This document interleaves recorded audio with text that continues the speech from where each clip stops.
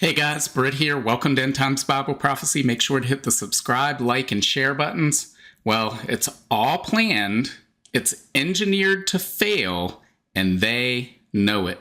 What am I talking about? I'm talking about what you might call our monetary system, our currency system, the whole Western, global, frankly, financial system that is in place today.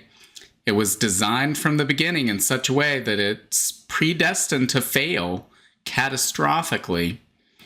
And there are people in power who know that, and they are preparing and planning for the aftermath and the new system that will come into place. So we're going to talk about today why that system is guaranteed to fail and what steps they're taking to put in place a new system. So let's get right to it. I want to turn your attention to this video right here. It's called Why the Debt Ceiling is Mathematically Impossible. It's by Maloney.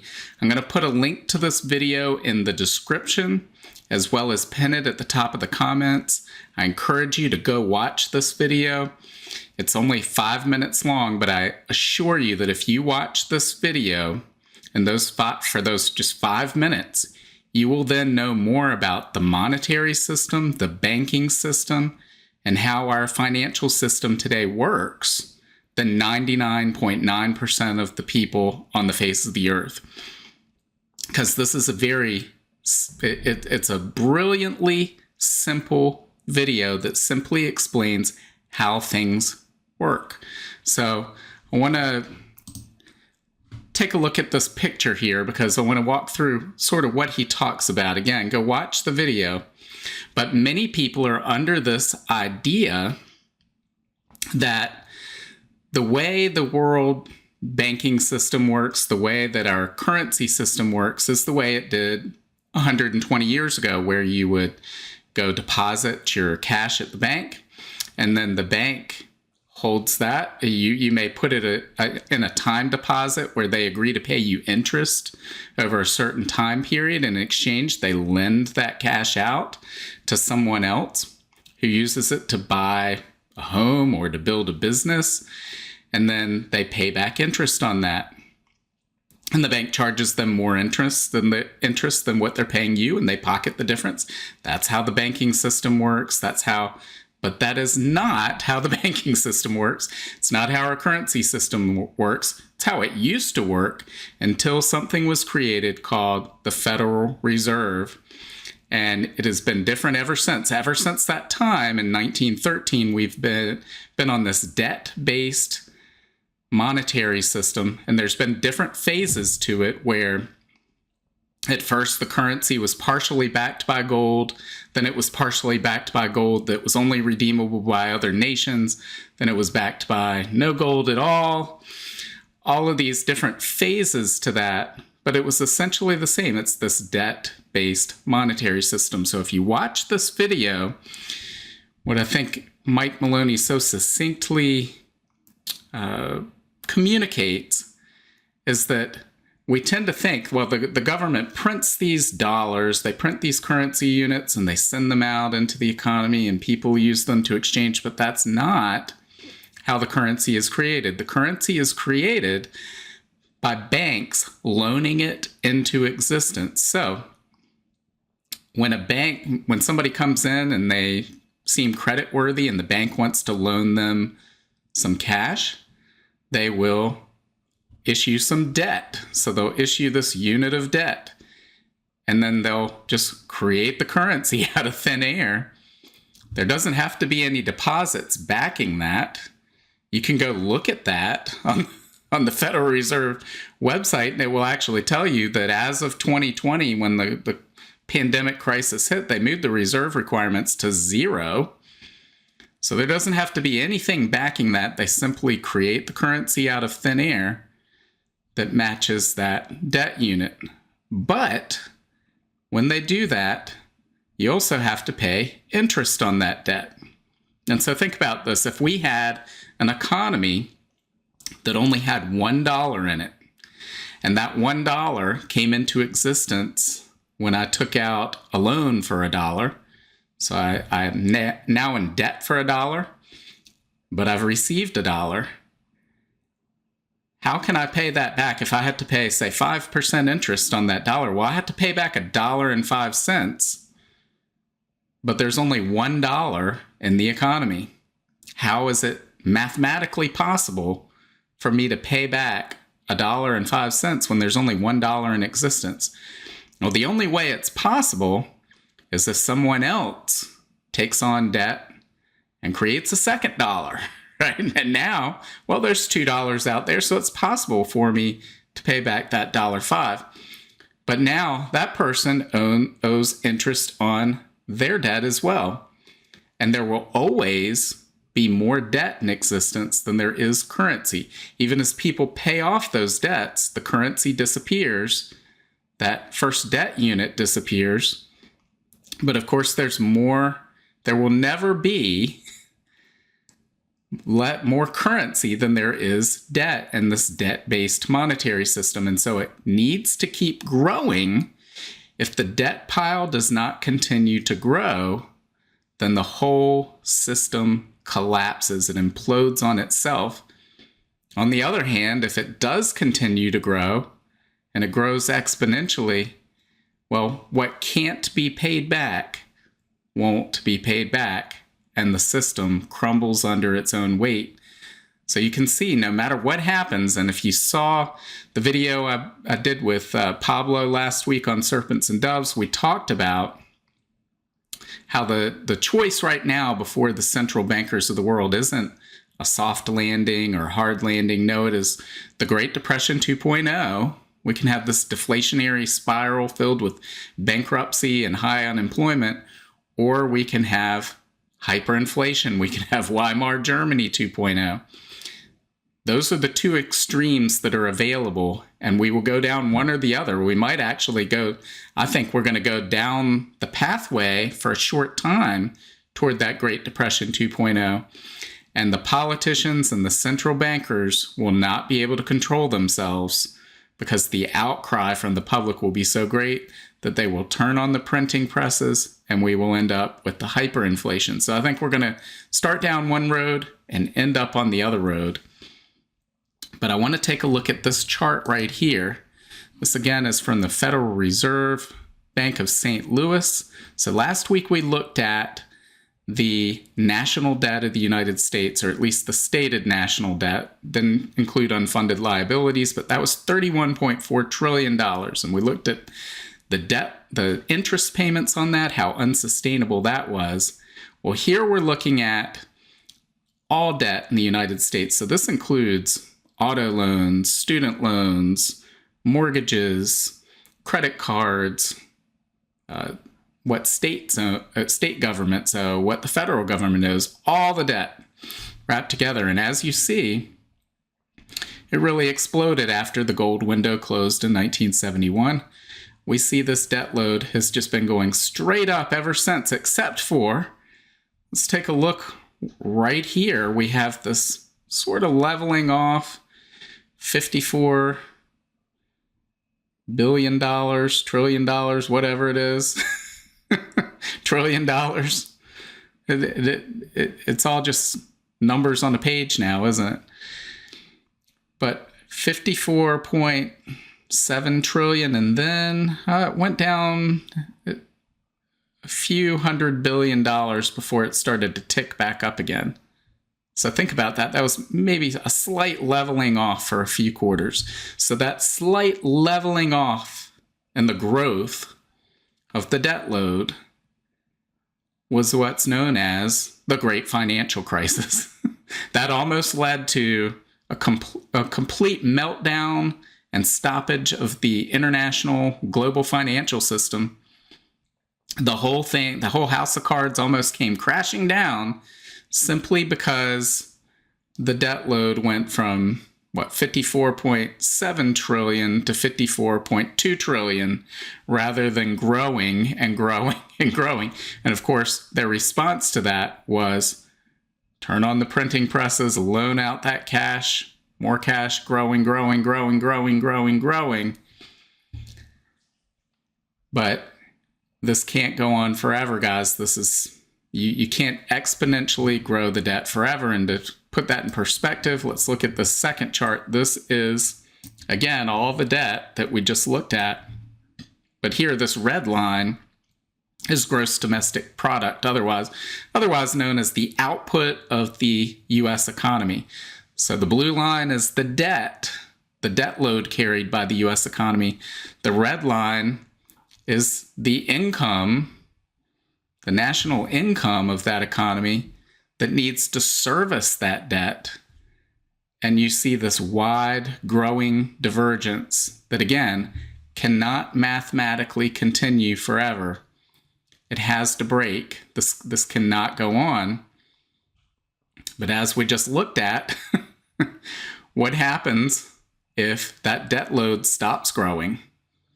So we're talking about that right now in the United States. There's these negotiations going on over whether or not the debt ceiling should be raised for the national debt and to be able to spend more and spend more. Well, if that debt doesn't continue to grow, then we will see an implosion of the financial system, and it will just be this cascading implosion down on itself. Again, we'll have another Great Depression. We'll see massive bankruptcies. We'll see super high unemployment. The whole system will start to fall apart. But if they continue spending, well, then the currency comes under pressure.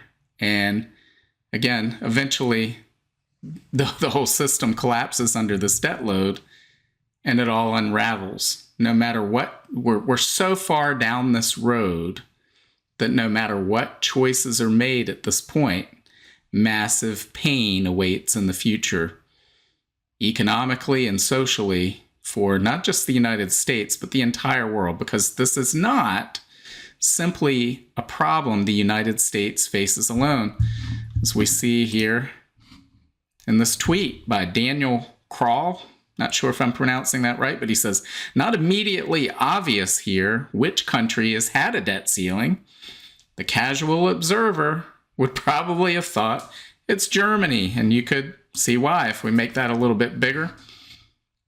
Yeah, it would make sense that Germany's the one that's really been trying to be budget conscious. But again, this blue line represents the public debt of all these countries. The red line represents the GDP. And yet, even Germany is taking on more debt than they have income for. And yet, but look at France, Italy, Spain, the United Kingdom, the United States, Canada, all these other nations are showing this growing divergence between an exponentially expanding debt and an income that cannot keep up with that debt. The economies are not growing in such a way that they can service this debt. So eventually, what they cannot service, they will not service. The only way that they'll be able to avoid default would be, well, there's no way to avoid default, but they could avoid the appearance of default by simply printing their currencies to pay these debts back. But again, that destroys the currency, leads to massive inflation. When confidence is lost in that currency, you have hyperinflation and the end of that currency. And all fiat currencies in history have eventually gone to zero. And that's where all these fiat currencies will go as well. So guys, this is a mathematical certainty. It can't be avoided. The only question is, what is the timing of this? And some people would say, well, they can kick the can down the road. They've been kicking the can down the road. But I don't think so. I think we're getting to the end of this. We're in the last time this happened, back in the great financial crisis. You didn't see the massive inflation you've seen following the pandemic when they tried to do the same thing. The markets were falling, businesses were going bankrupt, and they just opened up the floodgates with all this currency creation and easy funds, easy deposits, easy loans for whoever wanted them. And we saw what happened. We saw the inflation that led to. They don't have that luxury of doing that again because it will break the system if they try it. But still, people say you can kick the can down the road. And I ran across this political cartoon here. This was on Wall Street Silver. It says, "Are you ready for them to kick the can down the road? Trillions more in debt, spending us into oblivion. Get ready for the money printer to turn back on." And they show, Republicans and Democrats together in tandem. They're kicking this can down the road, and it's the national debt. And this is something I've seen all of my life, and it's absolutely wrong. They have this huge national debt landing on, our children and our grandchildren. And how many times have you heard that with all this terrible spending? What are we doing to our grandchildren? But I've got news for you if that's what you think. It's not our grandchildren who will bear this debt, nor have they been bearing this debt for 50 years. This debt has been being paid for on an as-you-go basis, but with a hidden tax called inflation. So if you were around 50 years ago, you would know, what was considered a good paycheck then or a good price for a home would be considered nothing today. You would say, you make how little money? What would have been considered an amazing amount of money to earn in a year 50 years ago would be considered less than minimum wage today. And so they've been taxing you. They've been taking this from you. It's a Ponzi scheme. They've been stealing from you all along the way. So what will land on the children and grandchildren isn't the national debt, but this should be replaced by a boot that represents tyranny, totalitarianism, and loss of liberty because of the poor policy choices of this child's parents and grandparents. But let me tell you, I've heard a lot of people say, this stuff's going to happen, but not in my time. This will be for the next generation to deal with. If you think that, if you're one of those people, you must think you're not going to live very long because, as I said, we're at the end of that system. And when that system comes crashing down, we'll replace grandchild with grandma and grandpa because the inflation is going to be enormous. And everyone on a fixed income, relying on Social Security pensions. I hate to be the bearer of bad news, but we have to face reality. We have to face the truth. You have to be aware of what's coming. People have said all of my life, Social Security won't be around when you're there. And I've said, no, Social Security will be around and I'll probably make $30,000 a month in Social Security benefits. The problem is a loaf of bread will probably be $1,000 to $2,000. And so that what sounds like a lot of cash today, a lot of dollars today, is not going to, the purchasing power of that is going to be minuscule 10, 20 years from now, even 3, 4, 5 years from now.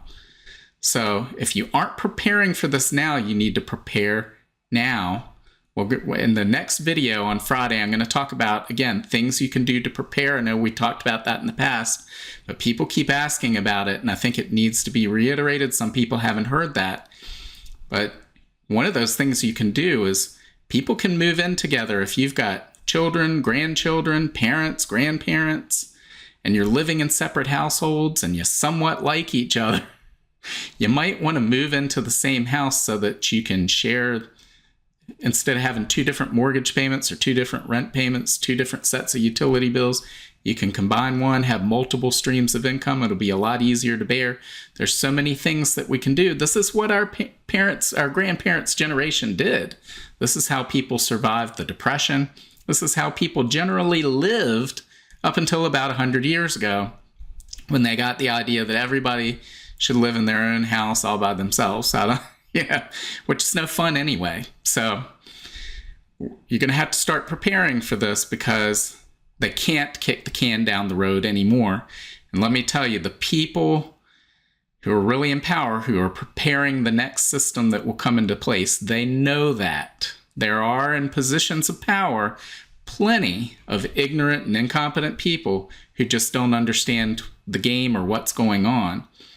But there are also plenty of people who very well understand this debt-based monetary system, why it is destined to fail, why we are in the last innings of it, why we are near the end of it. And they're making preparations to safeguard themselves for the implosion of the system and to put in place the pillars of the next system. And if you have any doubt about that, let's take a look at this chart. We've looked at this before. We've talked about this before in some of the past updates, but 2022, central banks bought more gold than any other year on record. There's a reason for that. Gold cannot default. There's no counterparty risk associated with gold. If you've got physical gold in your hand, you have real money, real purchasing power that has retained its purchasing power for thousands of years over the course of recorded history. This used to be money before we decided to go on all these fiat currencies. And now and people have since forgotten what real money is. But the central bankers, the governments, haven't forgotten it.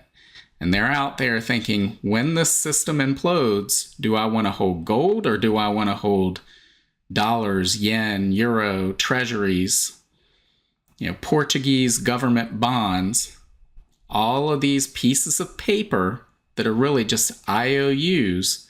And what did we say earlier? What can't be paid back will not be paid back. And they know that. And so to eliminate this counterparty risk, you accumulate gold. And that's what the central bankers of the world are doing. So we know they understand the system's coming to an end. What else have we been talking about? We've been talking about the BRICS nations, Brazil, Russia, India, China, South America. And we've been talking about all the other nations like Saudi Arabia and the OPEC nations that want to join the BRICS nations. And what if they talked about, well, trade and currencies other than the dollar and creating their own currency that is backed by real commodities, real goods, and convertible into gold or some other standard so that the purchasing power can't be eliminated by an out-of-control government that just spends, which is what happens with these fiat currencies. It's a fraud. It's an evil system. These other countries, these other governments recognize that, and they're preparing for that. So we're seeing this preparation go on. What else have we seen? Well, we've seen things like the e-Naira, the central bank digital currency that they rolled out in Nigeria.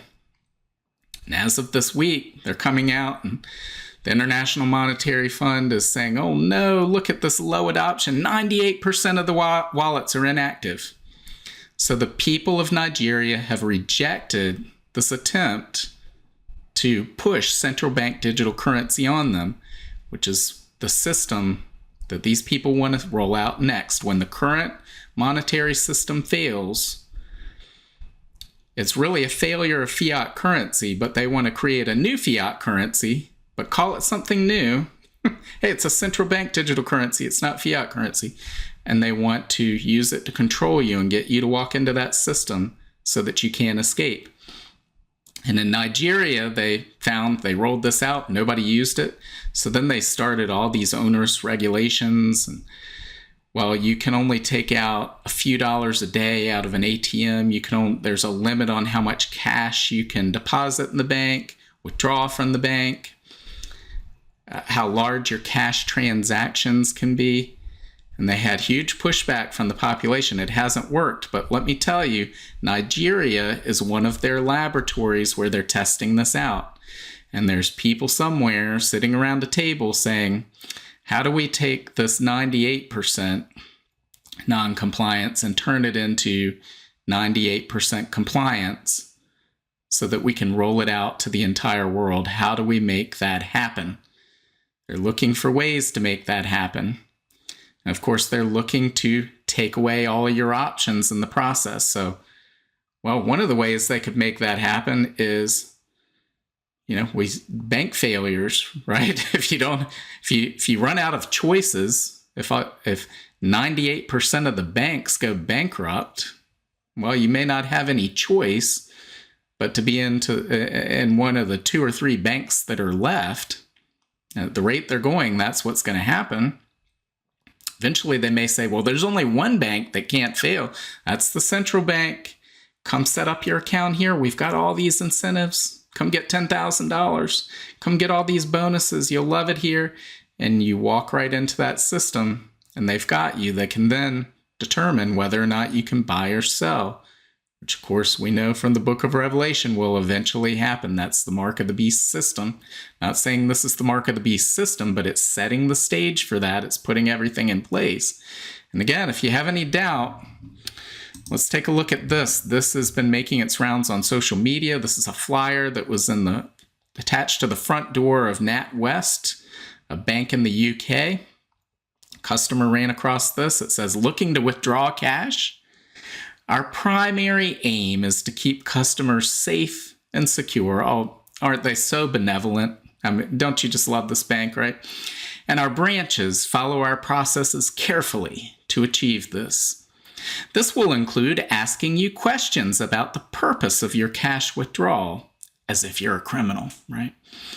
We may also ask for supporting documentation such as an invoice. This helps us validate the withdrawal is genuine and protect you against fraud and scams. So all of this, guys, when they're pushing this new system on you, they're going to say that it's for your safety, for your security, for your protection. We're just trying to protect you from fraud. We just need to make sure that these criminals aren't engaged in criminal activity, and it's all for your safety and security. But, you have to give up your freedom, your privacy, your liberty, all of those things in exchange for the promised security and safety, which, of course, will never come. But this goes on. It says, please note that it is advisable to give 24 hours notice on large cash withdrawals. Well, what's a large cash withdrawal? Well, they say here, amounts over £2,000, or if you would like specific denominations. You can pre-advise us of your transaction via our customer contact team or in the branch. In some instances, we may choose to decline the cash withdrawal based on the information provided surrounding the transaction. This will be at the branch's own discretion. For more information, please review our terms and conditions that can be found under Section 2.2. I'll tell you, if I saw this at my bank, it would no longer be my bank. And we need to say no to these types of policies. Everybody at this bank needs to say no. No, I do not give my consent to that. You will give me all of my cash now. I'm leaving this bank. If we do not stand up and say no to this now, the whole world is going to be under the boot, under the jackboot of these thugs, because they're preparing the system, guys. They know the current monetary system. They didn't put it in place. People did this 100 years ago when the Federal Reserve was created, when this debt-based monetary system was created, when all the world's currencies became fiat currencies. That's when all this system was created. But these people, they understand the system. Again, told you at the beginning, go back and watch that Mike Maloney video. It's just 5 minutes long. And if you watch that, you will know more about the modern banking system, this debt-based fiat currency system we have, than 99.9% of the people out there. But these people, they're in that 0.1%. They understand it. They benefit from it. Their wealth comes from it. Their power comes from it. And they do not want to lose that power when the system comes to an end. So don't think that when the system comes to an end, it will be replaced by a new system that says, you know what, the governments have too much power. The banking system has too much power. Let's give people more freedom and liberty. Let's give people more individual choice. Let's let these people who disagree with us, let's let them continue to do that. No. No, they are going to put a system into place that gives them more power, that gives them absolute control. And they've been waiting for this moment. They've been putting these pieces into place, knowing that when the current system comes to an end, there will be a need for a reset of a certain type, right?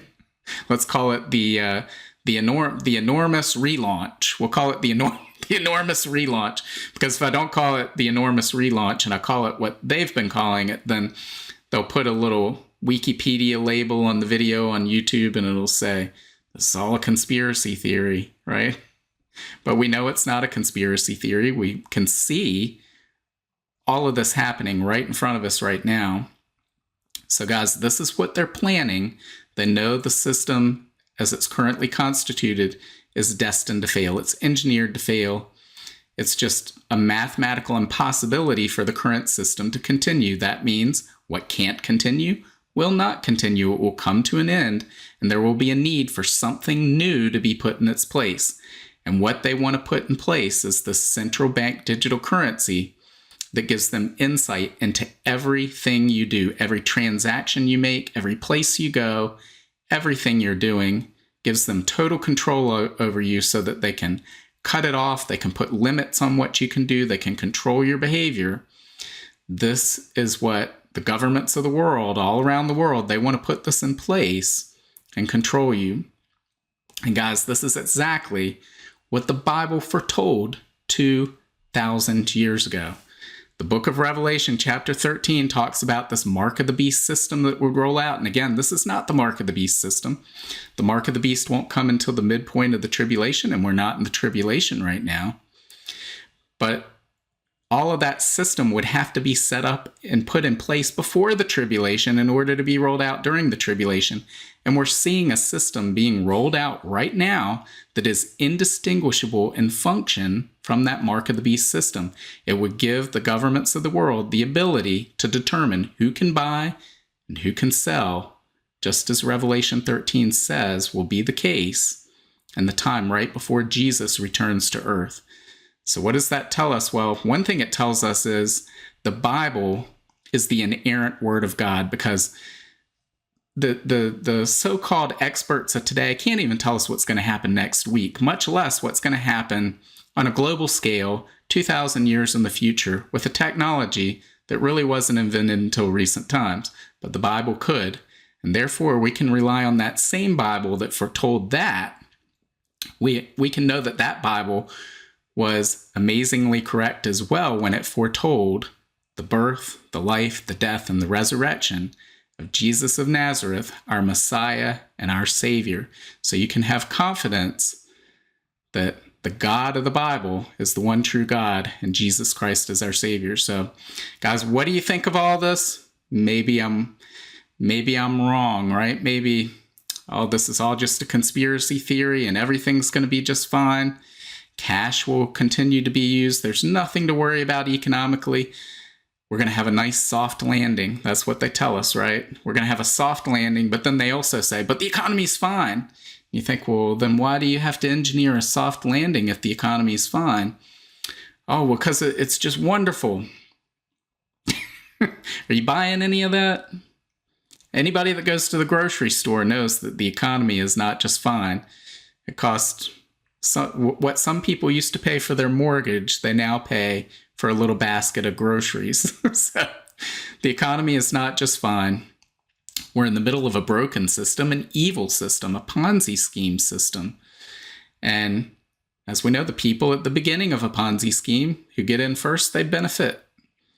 And so, maybe a generation ago, you benefited from some of this fiat spending programs, but it can't go on forever. It's coming to its end.